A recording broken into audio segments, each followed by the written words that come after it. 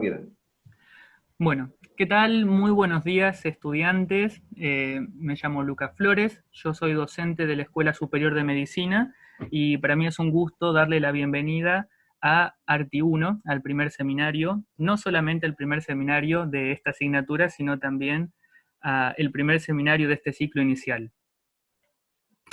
En el seminario de hoy vamos a ver la primera parte de la primera unidad didáctica, que es la célula.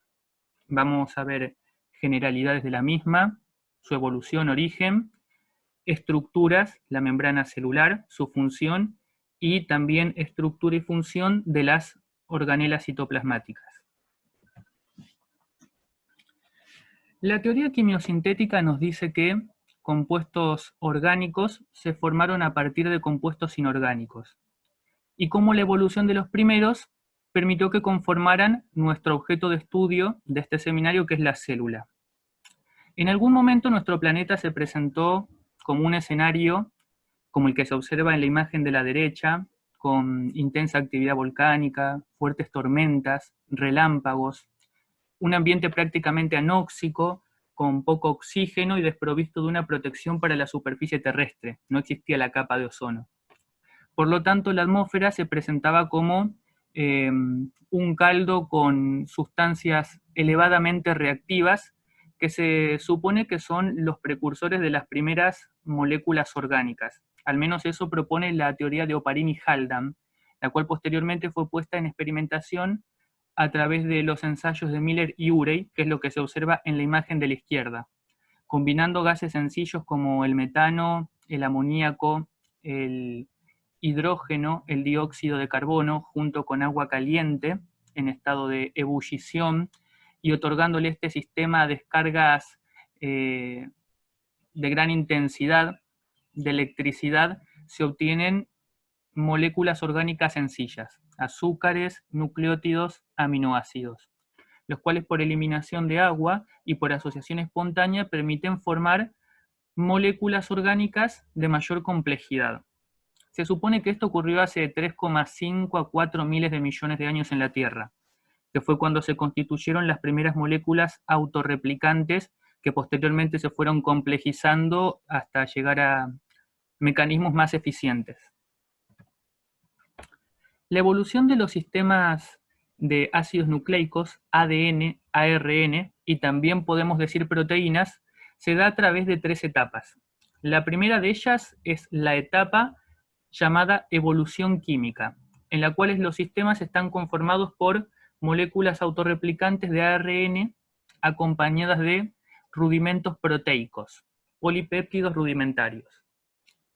Siguiendo a esta etapa, la segunda etapa, que es la de la evolución prebiótica o prebiológica, está caracterizada por la presencia de sistemas que poseían también moléculas autorreplicantes de ARN a partir de las cuales se sintetizaban proteínas.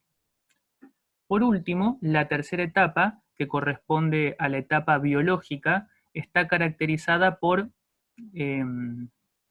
sistemas que poseen ADN como ácido nucleico constituido a partir de enzimas, que son enzimas con actividades específicas.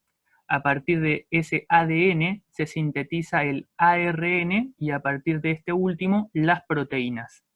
En esta etapa es cuando se desarrolla la primer célula, el primer organismo vivo, también denominado último ancestro común universal, de la sigla en inglés LUCA, parecido a mi nombre.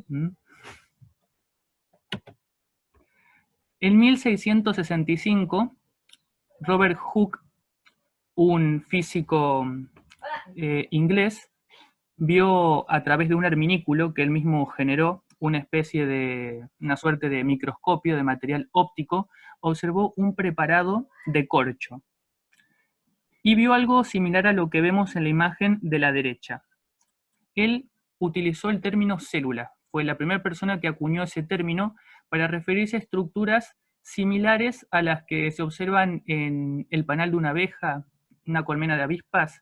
Él no vio células, lo que en realidad vio fueron las paredes celulares de células vegetales. La teoría celular es algo muy importante en biología La teoría esta está constituida por 3 principios, los cuales fueron desarrollados por 3 personas: el botánico Matthias Schleiden, el zoólogo Friedrich Schwann y el patólogo Rudolf Virchow. Matthias Schleiden y Friedrich Schwann llegaron a través de sus investigaciones a las mismas conclusiones. Ellos desarrollaron los primeros 2 postulados. Schleiden viendo preparados de tejidos vegetales y Schwann viendo preparados de tejidos embrionarios y las cuerdas dorsales de renacuajos. El primer principio de la teoría celular dice que todos los organismos están formados por células. Eso es lo que dice. Así sean organismos unicelulares, que poseen una célula, a organismos pluricelulares, que poseen más de una, todos poseen células. El segundo principio, el cual llegaron estos científicos, fue que todos los organismos poseen a la célula como unidad morfofuncional. La célula es la unidad morfológica que constituye a los organismos y su funcionamiento también asegura el funcionamiento de los organismos. El tercer principio de la teoría celular dice que todas las células derivan de otras células. Dicho por Rudolf Virchow, omnis cellula es célula, en latín. La teoría endosimbiótica, teoría de la simbiogénesis o teoría de la endosimbiosis seriada, de la sigla en inglés SET, fue desarrollada por la científica norteamericana Lynn Margulis. Y esta teoría da cuenta del origen de la célula eucariota. En algún momento existieron organismos procariotas de vida libre y organismos procariotas endosimbiontes. Cuando un organismo procariota es fagocitado, puede correr 3 destinos. El primero de ellos es que muera y sea digerido por las enzimas que posee la célula captora. El segundo destino es que logre escaparse y destruya la célula captora. Y el tercer destino, que es lo que propone esta teoría, es que ambas células coexistan a través de una relación simbiótica. Esta teoría da cuenta de la existencia de organelas como las mitocondrias y los cloroplastos, las mitocondrias presentes tanto en célula eucariota animal y vegetal y los cloroplastos solos en célula eucariota vegetal. Adicionalmente, esta teoría da cuenta de la generación del núcleo en las células eucariotas. En las células procariotas, el único cromosoma circular se encuentra libre en el citoplasma, pero por una pequeña parte anclado a la cara interna de la membrana plasmática. La invaginación o ingresión de esta región de la membrana hacia el interior, rodeando ese único cromosoma circular, dio origen al núcleo de las células eucariotas. Volviendo a esta palabra de la simbiosis, hace referencia a que ninguna de las dos estructuras pueden existir sin la otra. Es decir, que estas organelas, mitocondrias y cloroplastos, requieren de una superestructura que es la célula para funcionar, y a su vez la célula, para asegurar su existencia, necesita de estas organelas. Básicamente es esto lo que dice la teoría.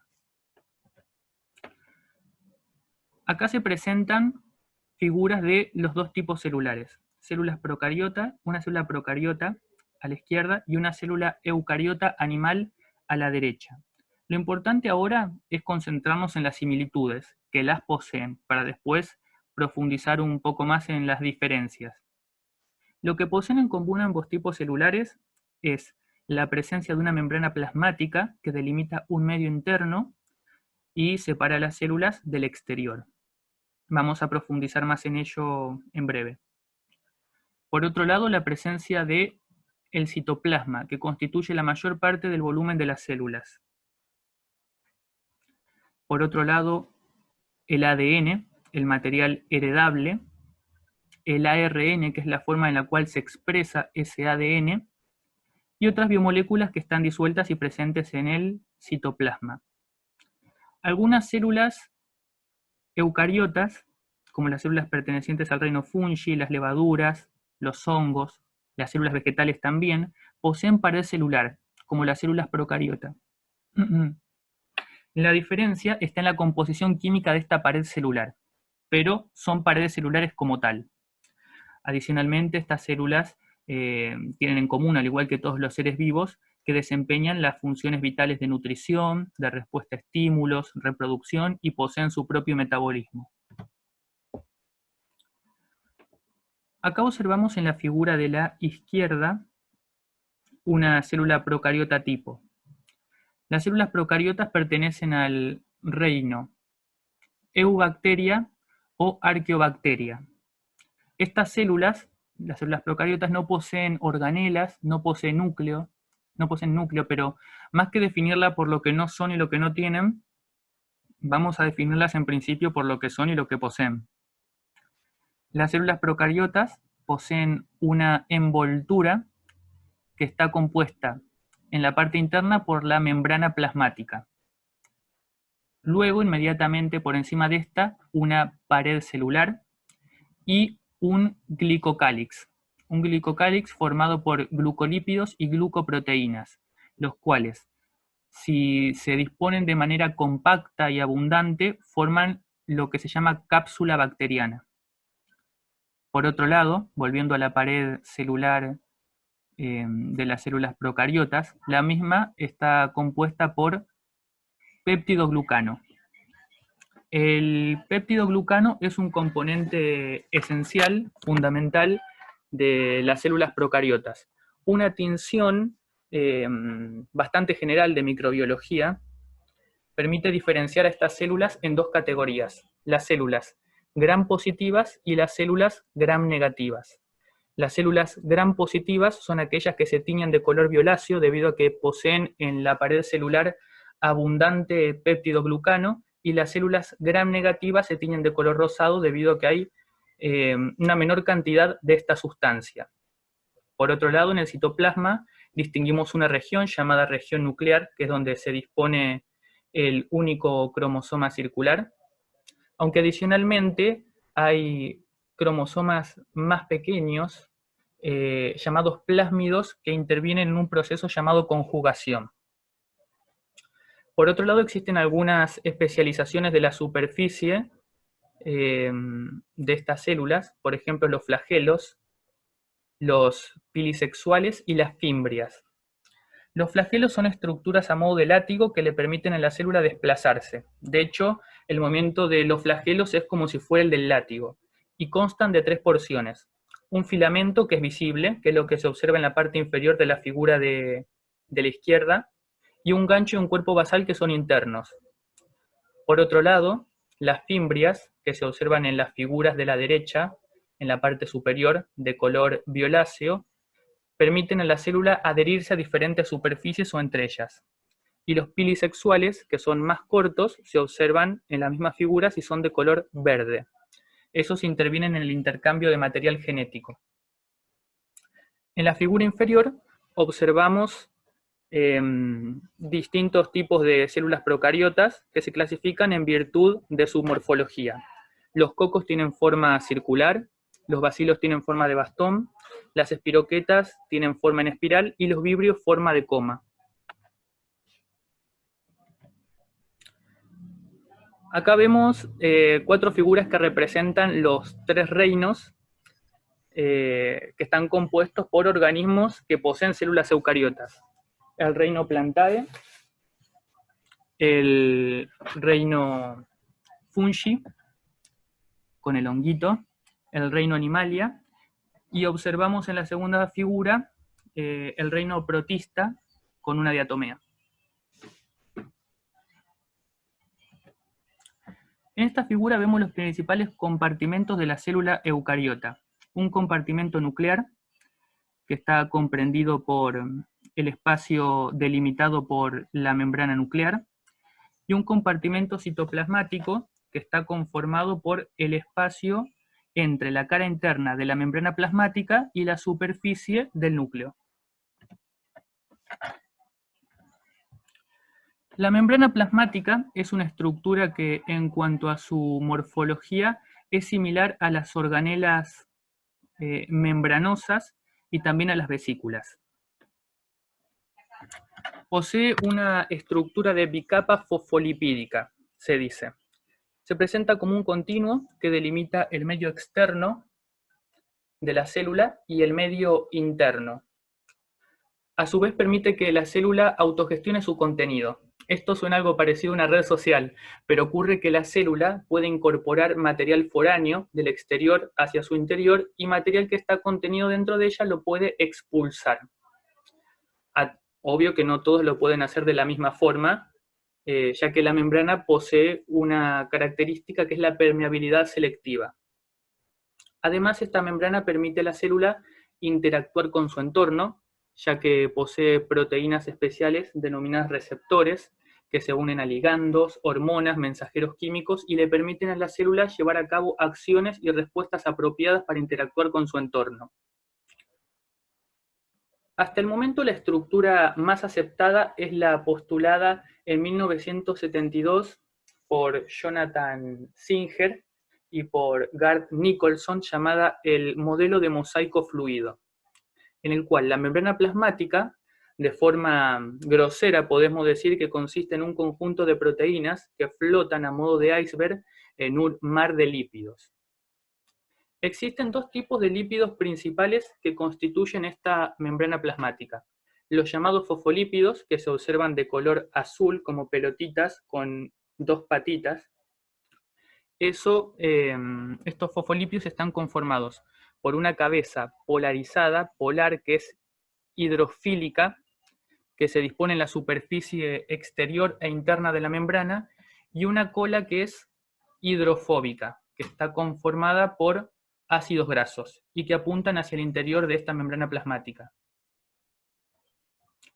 El otro tipo de lípidos son derivados de colesterol y colesterol que limitan el desplazamiento de las proteínas que forman parte de la membrana plasmática y que a su vez también le otorgan rigidez y hacen que no sean demasiado fluidas. Por otra parte, existen dos tipos de proteínas en la membrana plasmática. Proteínas que están unidas débilmente a las cabezas polares, denominadas proteínas periféricas, y proteínas que atraviesan toda la membrana plasmática, que se denominan proteínas integrales de membrana o proteínas transmembranales.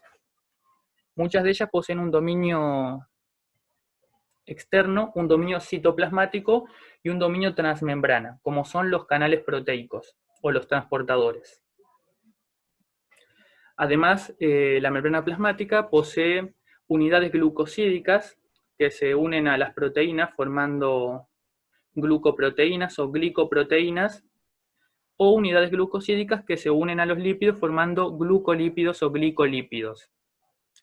Estas moléculas participan en procesos como lo son la coagulación sanguínea, la inmunidad, respuestas inflamatorias y el reconocimiento celular.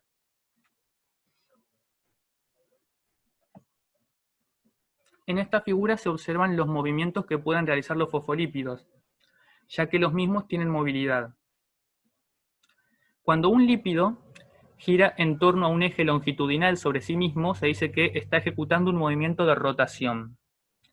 El movimiento de traslación es el movimiento que realizan los fosfolípidos cuando se mueven en un plano bidimensional, hacia adelante y hacia atrás.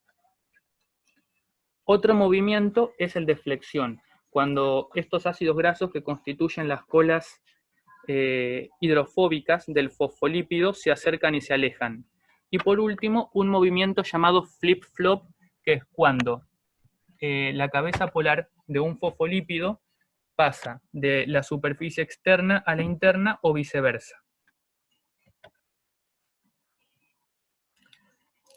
Habíamos hablado de permeabilidad selectiva, es decir, que no todas las sustancias atraviesan la membrana plasmática de la misma forma, o lo hacen siquiera. Entonces, bueno, vamos a adentrarnos un poco más en esto.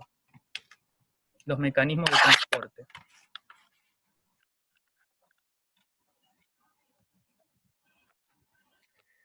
El transporte pasivo se caracteriza por ser un transporte que no requiere gasto de energía. No hay un consumo energético. No hay consumo de moléculas de ATP.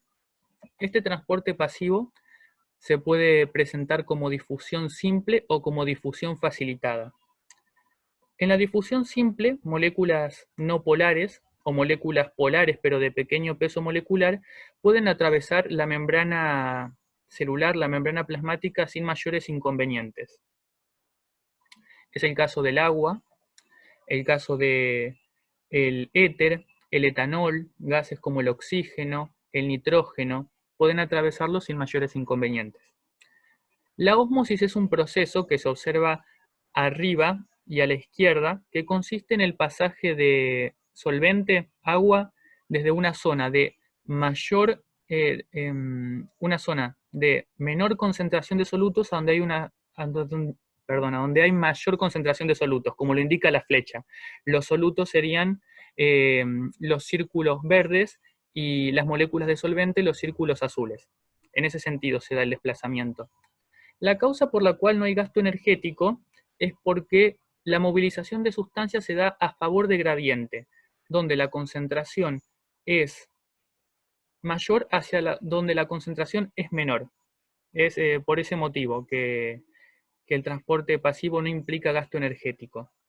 Otro tipo de difusión simple es el que requiere de proteínas de membranas llamadas canales proteicos, en los cuales ante la llegada de un estímulo, como lo es una señal química, estas proteínas que poseen un orificio en medio, permiten el pasaje de las sustancias al interior de la célula. Y la segunda categoría de transporte pasivo es la difusión facilitada, en la cual se requiere de los llamados carriers o transportadores de membrana, transportadores proteicos, en los cuales sustancias como unidades glucosídicas o aminoácidos atraviesan proteínas que sufren cambios conformacionales, como se observa en las imágenes de abajo, para que estas sustancias puedan ingresar. Por otro lado, a modo ilustrativo, para ejemplificar este pasaje de sustancias a través de canales proteicos, eso lo realizan iones como el ion cloruro, el catión sodio, potasio, calcio. Otro tipo de movilización de sustancias hacia el interior y el exterior de la célula son los procesos de endocitosis y exocitosis. La endocitosis puede ser clasificada de acuerdo a la consistencia del material que se incorpora. Si el material que se incorpora a la célula es sólido, estamos hablando de fagocitosis. El material foráneo es sólido, como lo puede ser la incorporación de una bacteria. Para realizar esto, en un primer momento, ese material toma contacto con la superficie externa de la membrana celular. Se forma un fagosoma, que es una depresión de la membrana celular en esa región. Posteriormente, puntos de contacto de la membrana celular hacen que la misma se estrangule y se forma una vesícula que se internaliza dentro de la célula. A esa vesícula se van a fusionar unas organelas que vamos a ver en breve, que son los lisosomas, que poseen enzimas degradativas, proteolíticas. Estas enzimas entran en contacto con este material que se incorporó, degradándolo. En el caso de que el material incorporado sea líquido, estamos hablando de pinocitosis. Durante la pinocitosis se incorporan pequeñas cantidades de líquidos, también en vesículas, y estas vesículas van decreciendo en tamaño debido a que el contenido que se incorporó en ellas comienza a pasar hacia el citoplasma, hacia el citosol. El mecanismo inverso es el mecanismo llamado exocitosis, en el cual una sustancia que se encuentra dentro de la célula es eliminada hacia el exterior a través de vesículas también. Para eliminar este material, la vesícula se aproxima hacia la membrana plasmática, hacia la cara externa, la cara interna, perdón, la cara que toma contacto con el citosol, y posteriormente esa vesícula se desarma y el material se vierte hacia el exterior. La exocitosis permite recomponer el tamaño de la célula, debido a que la vesícula finalmente forma parte de la membrana plasmática, de la membrana celular, así que incrementa el tamaño de la célula. El transporte activo, por otro lado, involucra el consumo de energía, el gasto energético. Y esto lo llevan a cabo también proteínas de membrana.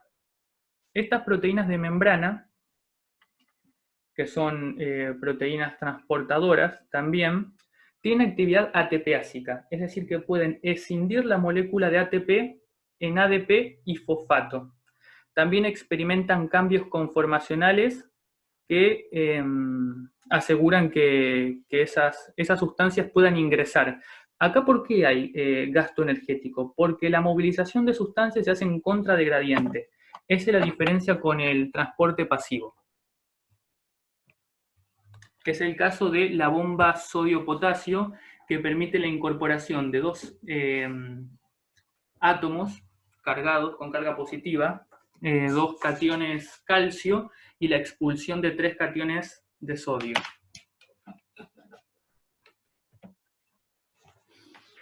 En esta imagen se observa la estructura básica de una célula eucariota animal. Observamos la membrana plasmática, el citoplasma y organelas que vamos a describir en breve. Mitocondrias, aparato de Golgi, lisosomas, el retículo endoplásmico, clasificado como retículo endoplásmico rugoso, retículo endoplásmico liso, los centriolos que forman el centrolema, elementos del citoesqueleto y un núcleo voluminoso hacia un lado, que va a ser estudio del segundo seminario. Esta imagen muestra una célula eucariota vegetal. A diferencia de la célula eucariota animal, posee una organela adicional, varias de ese tipo que son los cloroplastos que mencioné anteriormente, una pared celular constituida por celulosa y una vacuola enorme y central que ocupa gran parte del citosol. Ahora, a modo de machete, vamos a introducirnos en el estudio de las diferentes organelas.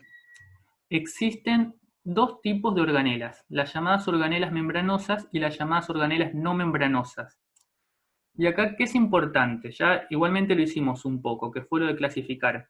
Es importante que tengan en cuenta que en ciencias casi todo es clasificable. Y al momento de estudiar o entrar en contacto con una clasificación, es importante conocer cuál es el criterio para clasificar.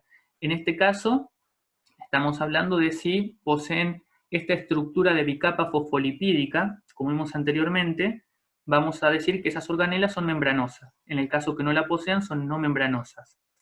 Las organelas membranosas que vamos a analizar en este seminario es el sistema de endomembranas, constituido por retículo endoplásmico rugoso, retículo endoplásmico liso y aparato de Golgi, que son organelas que están interconectadas en su función. Y que además también poseen una continuidad física. Vesículas de transporte, peroxisomas, lisosomas, mitocondrias. Y por otro lado, organelas no membranosas, los centriolos y los ribosomas. Empezamos con la primera categoría. El retículo endoplásmico en la célula se presenta como un conjunto de membranas apiladas que reciben el nombre de cisternas. Este retículo endoplásmico se extiende desde el núcleo hacia las diferentes partes del citosol. Ocupa una parte considerable de la célula. Puede clasificarse de acuerdo a su estructura y función en retículo endoplásmico rugoso y en retículo endoplásmico liso. Decir retículo endoplasmático es indistinto. ¿Por qué reciben este nombre? Por empezar, hay que destacar que estas estructuras, ambos retículos, presentan continuidad y ambos poseen en su interior un espacio denominado luz. Está la luz del retículo endoplásmico rugoso y la luz del retículo endoplásmico liso. Si bien al retículo endoplásmico se lo discrimina en estas dos categorías, existe una continuidad espacial, lo recalco. En el retículo endoplásmico rugoso se sintetizan proteínas. Este término rugoso deriva de que a través de observarlo en microscopía electrónica, se observa la presencia de pequeñas estructuras llamadas ribosomas, cuya función es la síntesis proteica, y lo vamos a ver con mayor detalle en el próximo seminario. Las proteínas sintetizadas por los ribosomas, que están adheridos a la superficie del retículo endoplásmico rugoso, ingresan a la luz del mismo a través de un poro.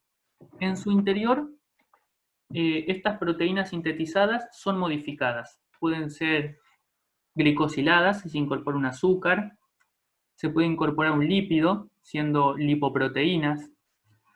Ocurren modificaciones de estas proteínas que primariamente fueron sintetizadas por los ribosomas dentro del retículo endoplásmico rugoso.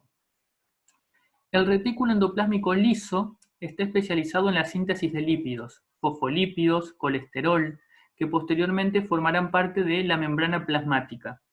También sirve como reservorio de iones como el calcio, es una estructura detoxificadora y además en ella se da la degradación del glucógeno. Ocurre el proceso conocido como glucógenolisis, en el caso de los hepatocitos, que son células que forman parte del parénquima hepático.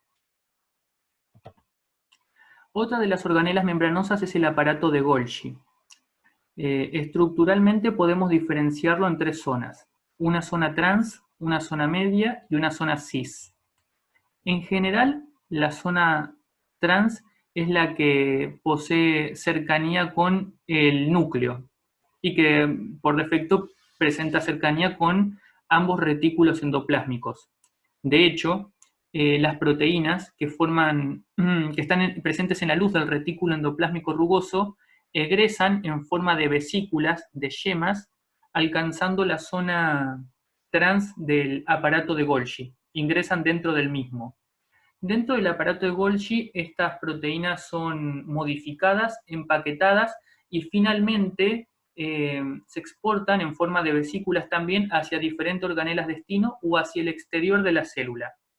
Las proteínas que ingresaron a través de vesículas desde el retículo endoplásmico rugoso, llegando a la zona trans del aparato de Golgi, pasan por la zona media y finalmente alcanzan la zona cis, que en general apunta hacia el lado interno de la membrana plasmática, que es el único que pueden alcanzar, claro. Esa es la función que presenta el aparato de Golgi y su relación con los retículos endoplasmáticos. Otro tipo de organelas membranosas son los lisosomas. Básicamente son vesículas que son exclusivas de las células animales, que se encuentran en número de cientos y libres en el citoplasma. En su interior poseen enzimas degradativas, proteolíticas, alrededor de 40 tipos de enzimas diferentes. Las enzimas son proteínas con actividades específicas, en este caso el de degradar otras proteínas. En su conjunto, estos 40 tipos diferentes de enzimas proteolíticas que poseen los lisosomas reciben el nombre de hidrolasas ácidas. Cuando un material foráneo ingresa dentro de la célula en forma de vesícula, que fue lo que nosotros vimos con la endocitosis, llamada fagocitosis, los lisosomas rápidamente, lisosomas denominados lisosomas primarios, cuando se encuentran en estado libre e inalterado, se fusionan con esta vesícula que contiene el material que ingresó a la célula. En ese momento descargan su contenido, el cual entra en contacto con este material para degradarlo. En esa instancia, ese lisosoma recibe el nombre de lisosoma secundario. Un lisosoma secundario es un lisosoma primario que se unió a una vesícula que contiene material que ingresó a la célula a través de fagocitosis. En ocasiones, estos lisosomas pueden unirse también a organelas envejecidas para degradarlas o incluso volcar su contenido al interior de la célula.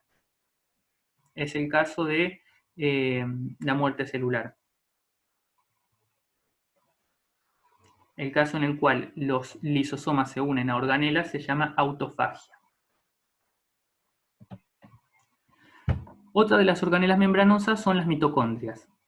Las mitocondrias se presentan como las usinas eléctricas, las fuentes energéticas de la célula. Es donde se produce el ATP, que es la molécula moneda de intercambio energético. Las mitocondrias están presentes tanto en células animales como células vegetales, y en ellas ocurre el proceso de respiración celular. Ocurren dos etapas, que es el ciclo del ácido cítrico y la cadena transportadora. Las mitocondrias poseen dos membranas, una membrana externa y una membrana interna. La membrana externa es más permeable que la interna.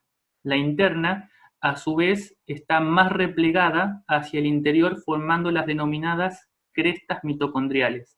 El espacio comprendido entre las dos membranas se llama espacio intermembrana, y el espacio delimitado por la membrana interna es la matriz mitocondrial.